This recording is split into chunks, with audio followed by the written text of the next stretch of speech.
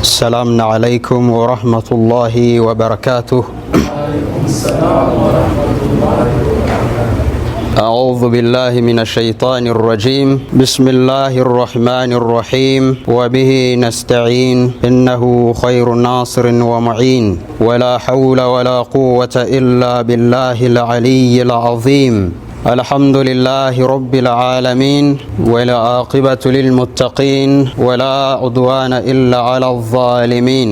أشهد أن لا إله إلا الله رب العالمين، وإله المرسلين، وقيوم السماوات والأرضين. وأشهد أن محمدا عبده ورسوله، المبعوث بالكتاب المبين، الفارق بين الهدى والضلالة والشك واليقين، صلى الله عليه وآله وسلم. وصلى الله على أهل بيته الطيبين الطاهرين المعصومين، الذين أذهب الله عنهم رجسا وطهرهم تطهيرا.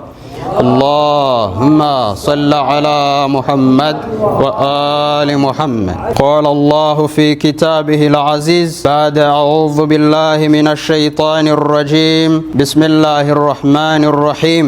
يا أيها الذين آمنوا اتقوا الله وقولوا قولا سديدا. فيا عباد الله، أوصيكم ونفسي بتقوى الله عز وجل. سورة الأحزاب aya ya 70. Allah subhanahu wa ta'ala aragira ati, yemwe abemeye nimutinye Allah kandi muvuge imvugo z'ukuri. Bityo bagaragu ba Allah, bavandimwe ba Islam, namwe bashiki banjye, ndabagira inama yo gutinya Imana nanjye ubwanjye ntiyibagiwe. Iyo abantu bafite gutinya Imana mu mitima yabo, intambwe zabo ziyoborwa na Nyagasani Allah subhanahu wa ta'ala. Bashobozwa gutandukanya icyiza n'ikibi, ukuri n'ikinyoma. Nyagasani abaha amafunguro binyuze mu nzira ubwabo batatekerezaga. Abafite gutinya Imana kandi mu mitima yabo bafite isezerano ryo gutabarwa n'Imana, bafite isezerano ryo kurindwa ibihano bikomeye by'umunsi w'imperuka. Abafite gutinya Imana mu mitima yabo kandi nanone barangwa no gukora ibikorwa byiza hamwe no kwigengesera igihe cyose bageze ku mbago za Allah subhanahu wa ta'ala. Dusabe Nyagasani adushoboze twese hamwe kuba mu bamutinya mu kuri kwabyo koko. Ilahi amin. Sallu ala Muhammad wa ali Muhammad. Allahumma salli ala Muhammad wa ali Muhammad. قال الله تبارك وتعالى في محكم الكتاب بعد أعوذ بالله من الشيطان الرجيم. بسم الله الرحمن الرحيم. ولا تفسدوا في الأرض بعد إصلاحها وادعوه خوفا وطمعا إن رحمة الله قريب من المحسنين. صدق الله العلي العظيم. سورة الأعراف aya ya 56. Allah subhanahu wa ta'ala aragira ati, kandi ntimugakore ubwangizi ku isi nyuma yo gutunganywa kwayo, ndetse mujye munamusaba mumutinya kandi mumwizeye, kuko mu by'ukuri impuhwe za Allah ziri hafi y'abakora ibyiza. Aya ibanziriza iyi ngiyi ni ukuvuga aya ya 55 muri iyi sura ya Al-A'raf, igaragaza umubano uri hagati y'Imana n'umugaragu, igaragaza umubano umuntu akwiye kugirana n'Imana, aho igira iti, mujye musaba Nyagasani wanyu mwibombaritse kandi mwibanga.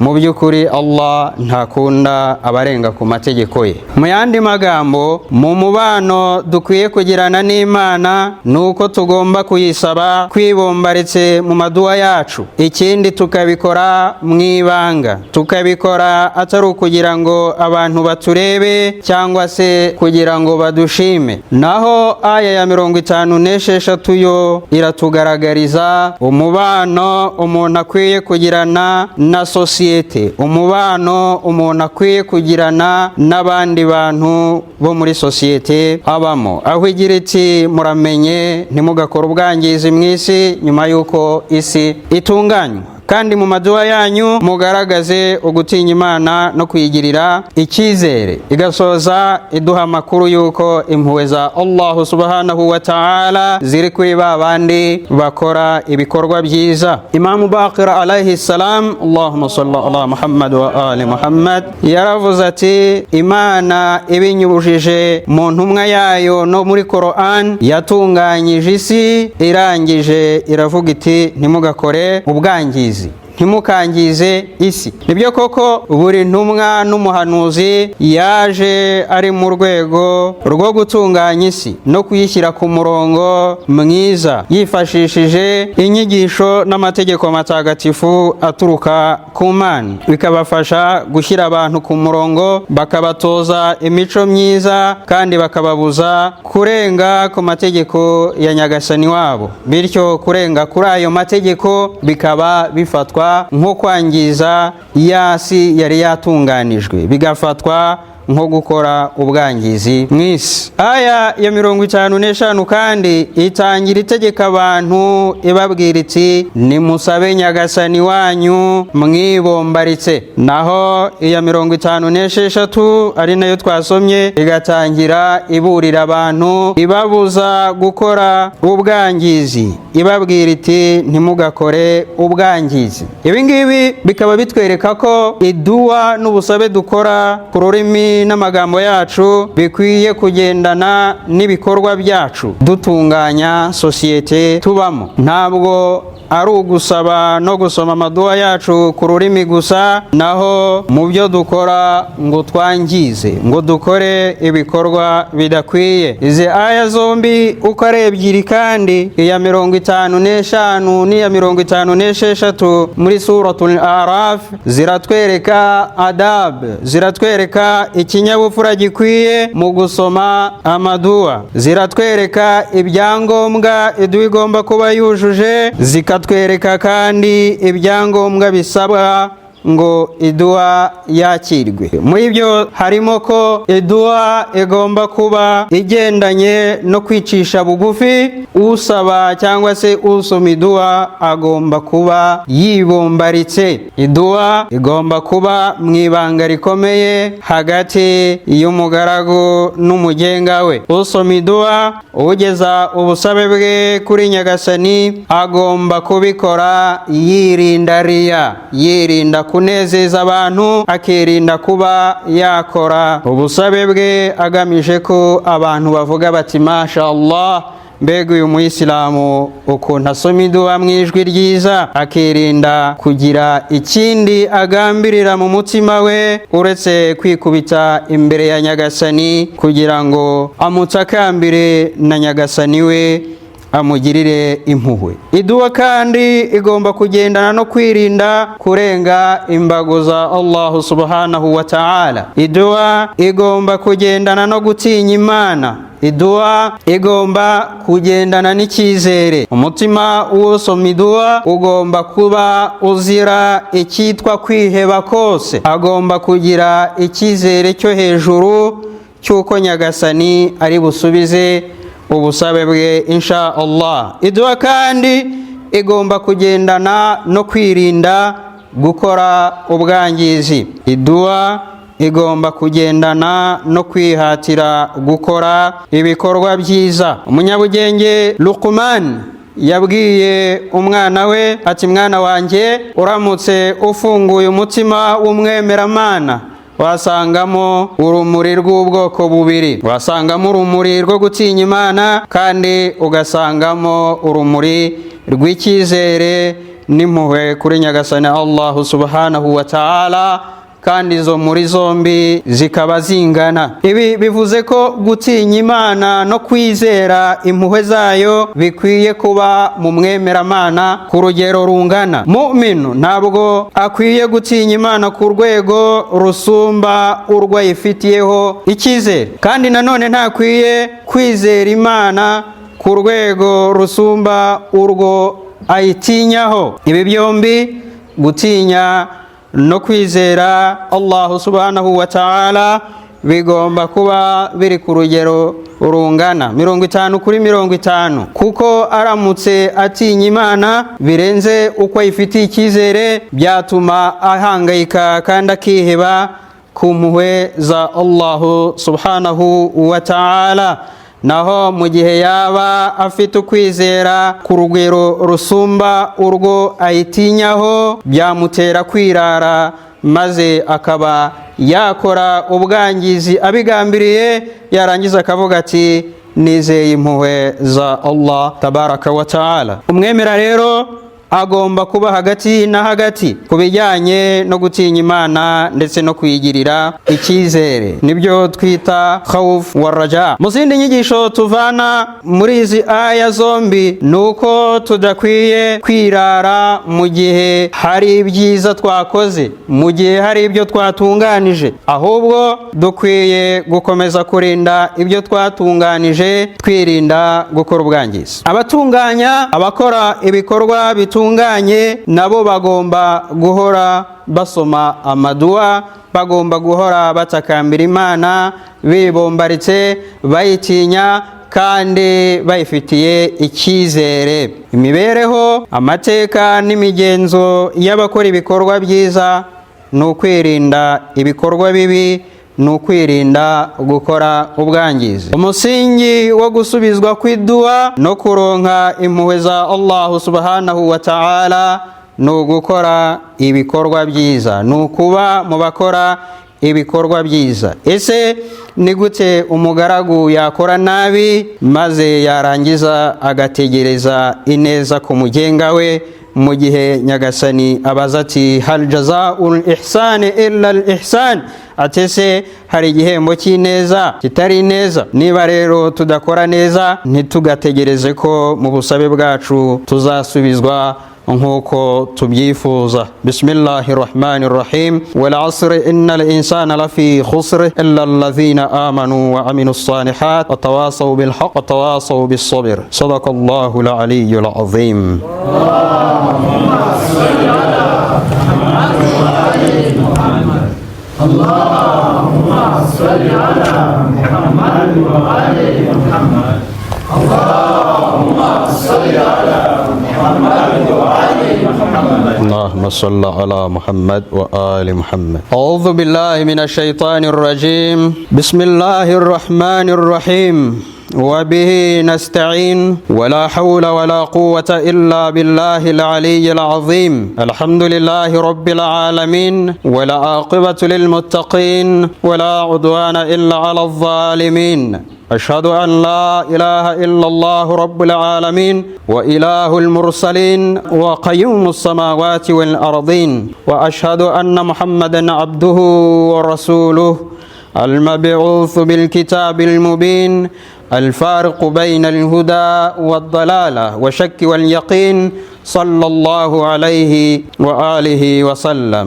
وصلى الله على أهل بيته الطيبين الطاهرين الذين أذهب الله عنهم الرجس وطهرهم تطهيرا. اللهم صل على محمد وآل محمد.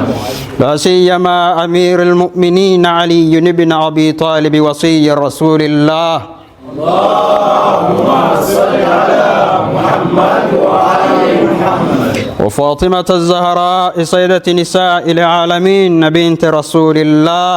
اللهم صل على محمد وآل محمد. والحسن والحسين سيدي شباب أهل الجنة.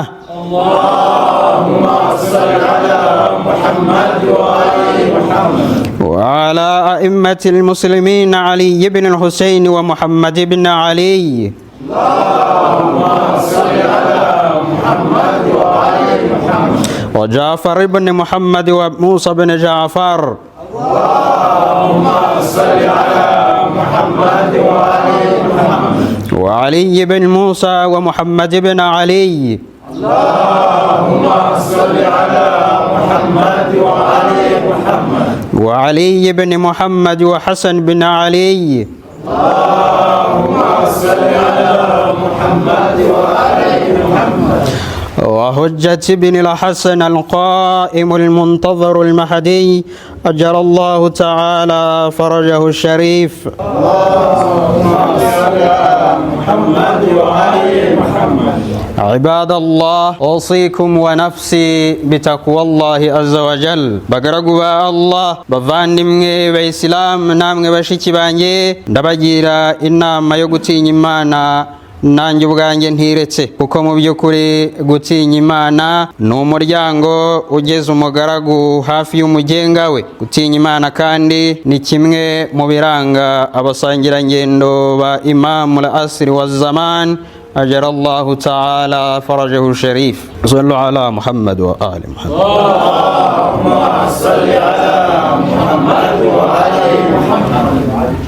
Turi mu kwezi gutagatifu kwa Rajab, kuko uyu munsi turi tariki ya 14 y'uko kwezi. Ni ukwezi kubanziriza amezi ahambaye mu butagatifu, ni ukuvuga uku kwezi kwa Rajab, ukwezi kwa Shaban kuzakurikiraho, ndetse n'ukwezi gutagatifu kwa Ramadhan kuzaza nyuma. Uku kwezi kwa Rajab gufite urwego rukomeye, kugeza naho mu gihe cyari cy'ubujiji byari biziririjwe kurwana no gukora intambara muri uku kwezi. Bari bazi agaciro n'urwego rwako, kuko bari bazi ko ari ukwezi kutarangwamo intambara n'imirwano. Bari bazi ko ari ukwezi intwaro zose zigomba kurambikwa hasi kubw'ubutagatifu bwo ku kwezi. Muri hadith intumwa y'Imana itubwira ko uku kwezi kwa Rajab ari ukwezi kw'Imana. Ese kuki ukwezi kwa Rajab ari ukwezi kw'Imana? Ikibazo nk'iki cyabajijwe intumwa y'Imana Muhammadun sallallahu alaihi wa alihi wa sallam. Allahumma salli ala Muhammad wa ali Muhammad. Ubwo yari amaze kuvuga ati shahru Rajab shahrullah wa shahru Shaban shahri wa shahru Ramadan shahru ummati, maze abasangirangendo be niko kumubaza bati bisobanuye iki kuba ukwezi kwa Rajab ari ukwezi kwa Allah subhanahu wa ta'ala? Intumwa y'Imana irabasubiza iti ni ukwezi kwa Allah kuko ari ukwezi kwahariwe kubabarira ibyaha ku bagaragu ba Allah. Ni ukwezi abakunzi b'Imana bababarirwamo ibyaha byabo, kandi ukwicuza kwabo kukakirwa, ndetse akabakiza akanabarinda abanzi babo. Ni ukwezi kandi biziririjwe kumenamo amaraso. Gusiba no kwiyiriza iminsi yose y'uku kwezi bihanagura ibyaha byose byakozwe mu bihe byashize, ndetse n'ibyaha bizakorwa mu gihe kizaza. Birinda inyota yo ku munsi w'imperuka, kandi bikabera wa wundi wasibye iminsi yose ubwirinzi mu gihe cyose asigaje kubaho. Mu bikorwa by'ingenzi kandi bikorwa muri uku kwezi twavuga nk'idua isomwa buri munsi na nyuma ya buri sengesho ry'itegeko. Ni idua ngufi rutangira gusoma tugira tuti ya man arjuhu likulli khair, tuti yewe uwo twitezeho ibyiza byose. Hanyuma tugasoza tugira tuti harim shaybati ala nar, tuti ziririza uburanga bwacu umuriro wa jahannam. Muri iyo dua kandi tuba dusaba Nyagasani ko yaduha ibyiza byose byo mu isi ndetse n'ibyiza byose bya akhira, kandi akaturinda ibibi byose byo mu isi n'ibibi byose bya akhira. Mu bindi bikorwa harimo gusiba nk'uko twabibonye hejuru. Mu bikorwa by'ingenzi kandi harimo kwicuza cyane kandi kenshi, gukora istighfar cyane kandi kenshi, kuko ukwezi kwa Rajabu nk'uko twanabibonye hejuru ari ukwezi kw'impuhwe no kubabarirwa ku bagaragu ba Allah subhanahu wa ta'ala. Kandi ubusanzwe tukaba tunazi ko umuntu ababarirwa cyane cyane iyo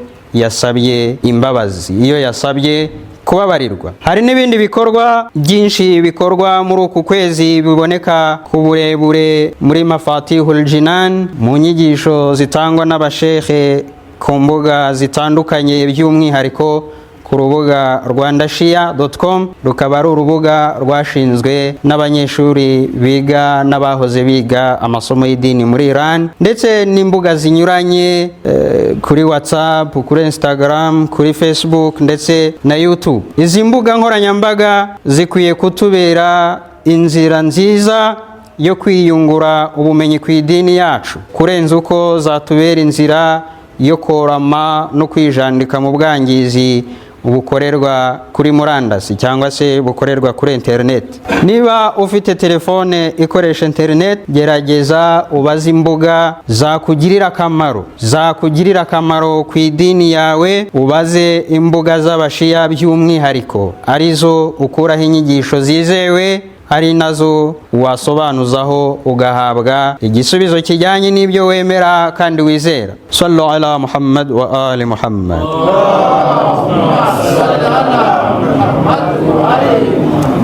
Twabivuze, uyu munsi turi ku munsi wa 14 w'ukwezi kwa Rajab. Bivuze ko ejo hashize ku wa 4 wari umunsi mukuru w'ivuka rya Mawla al-Mu'minin Abul Hasan Ali ibn Abi Talib salawatullahi wassalamuhu alayhi. Allahumma salli ala Muhammad wa ali Muhammad. Ni umunsi ukomeye kuko n'uwavutse kuri uwo munsi arakomeye, ntabwo yoroshye. Ni umunsi mu bihugu bimwe na bimwe bya Kisilamu bafata nk'umunsi mukuru w'abagabo, mu gihe umunsi w'ivuka rya Fatima wo bawufata nk'umunsi mukuru w'abagore. Bityo rero bagabo bavandimwe, mboneyeho umwanya wo kubifuriza kugira ibihe byiza kuri uwo munsi wanyu kandi wacu insha Allah. Ibigwi bya Imamul Muttaqin nta wabivuga ngo abirangize. Uretse no kubivuga, nta mwana w'umuntu ushobora kumenya ibyo bigwi bya Ali alayhi salam uretse Imana n'intumwa yayo sallallahu alayhi wa alihi wa sallam. Allahumma salli ala Muhammad wa ali Muhammad. Umumenyi ukomeye wamenyekanye cyane ku izina rya Ibn Shahr al-Ashub, yabayeho mu kinyejana cya 5 n'icya 6 Hijriya, yanditse igitabo akita Manaqib al-Abi Talib. Mu muzingo wacyo wa 3 yazanyemo hadithe aho intumwa y'Imana sallallahu alayhi wa alihi wa sallam, Allahumma salli ala Muhammad wa ali Muhammad, yabwiraga Ali ibn Abi Talib alayhi salam ati: ya Ali, ma arrafa Allahu haqqa ma'rifatahu ghayri wa ghayruk, wa ma arrafaka haqqa ma'rifatik ghayri Allah wa ghayri. Ati: yewe Ali, nta wamenye Imana mukuri kwabyo koko uretse nge nawe, kandi nta wakumenye mukuri ko kumenya koko, nta wakumenye mukuri ko kukumenya koko uretse nge na Allah subhanahu wa ta'ala. Hadithi isa nk'iyi kandi yanditswe na Muhammad Taqiyul Majlisi. Uyu nawe akaba ari umumenyi ukomeye muri madhhabu yacu ya Shia, akaba ari nase wundi mumenyi ukomeye nawe uzwi nka Muhammad Baqir al-Majlisi. Mu gitabo Rawdatul Muttaqin gisobanura igitabo Man la yahdaruhu al-faqih cya Sheikh Saduq, kiri mu bitabo bine bikuru kandi by'ingenzi mu bitabo bya riwaya muri madhhabu ya Shia. Ibyo bitabo bine nibyo bitabo by'ishakiro rya hadith muri madhhabu ya Shia. Muri iyo hadithi intumwa y'Imana sallallahu alayhi wa alihi wa sallam yabwiraga Ali alayhi salam ati: ya Ali, la ya'rifu Allahu illa ana wa anta, wa la ya'rifni illa Allah wa anta, wa la ya'rifka illa Allah wa ana. Ngo yewe Ali, nta uzimana uretse nge nawe, kandi ntawe unzi uretse Imana nawe Ali, kandi ntawe ukuzi uretse Imana nanjye ntumwa y'Imana sallallahu alayhi wa alihi wa sallam. Allahumma salli ala Muhammad wa ali Muhammad. Ibi nyine nibitwereka ko uretse no kuba nta wavuga ibigwi bya Ali alayhi salam ngo abirangize, ahubwo nta n'uwamumenya mu kuri ko kumumenya koko nk'uko bimeze ku Mana n'intumwa yayo sallallahu alayhi wa alihi wa sallam. Allahumma salli ala Muhammad wa ali Muhammad. Ibyo tuzi, ibyo tumuziho, ibyo tuzi kandi tubasha kumuvugaho twese ni ukugerageza. Intumwa y'Imana niyo yonyine izi ibigwi by'umuvandimwe we n'umusigire we Amir al-Mu'minin Ali ibn Abi Talib salawatullahi wa salamuhu alayhi. Allahumma salli ala mu yindi mvugo nanone intumwa y'Imana yo imuze kuturusha, reka ikomeze itubwire, iragira iti mu by'ukuri Imana yahaye umuvandimwe wanjye Ali ibigwi bitabarika, kandi umuntu uzavuga kimwe mu bigwi bye abyemera kandi abishikamyeho, Imana izamubabarira ibyaha bye yakoze mu bihe byashize n'ibyo azakora mu bihe bizaza. Akomeza agira ati kandi uzandika kimwe mu bigwi bya Ali alayhi salam, igihe cyose iyo nyandiko izaba ikiriho, abamarayika bazahora bamusabira imbabazi z'ibyaha bye, ni ukuvuga bamukorera istighfar. Ati kandi iyo hagize umuntu umenya ibigwi bya Ali binyuze mu kumva no kubona, Imana imubabarira ibyaha yakoresheje amatwi cyangwa ibyo yakoresheje amaso. Ni ukuvuga ko iyo hagize umuntu usoma inyandiko irimo ibigwi bya Ali alayhi salam, akamenya ibigwi bya Ali akoresheje amaso ye, ni ukuvuga ari gusoma iyo nyandiko,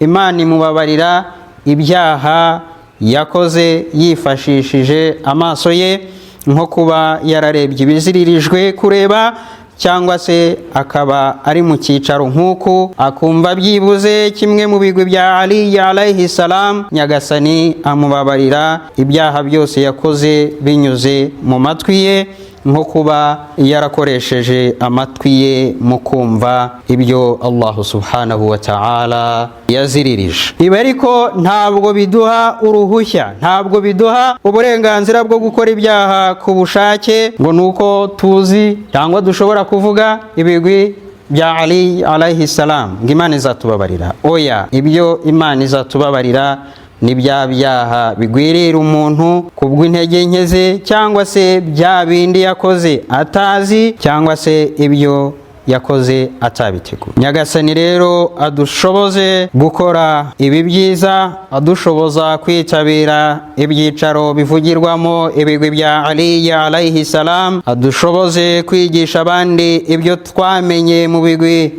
bya Imam Ali alayhi salam.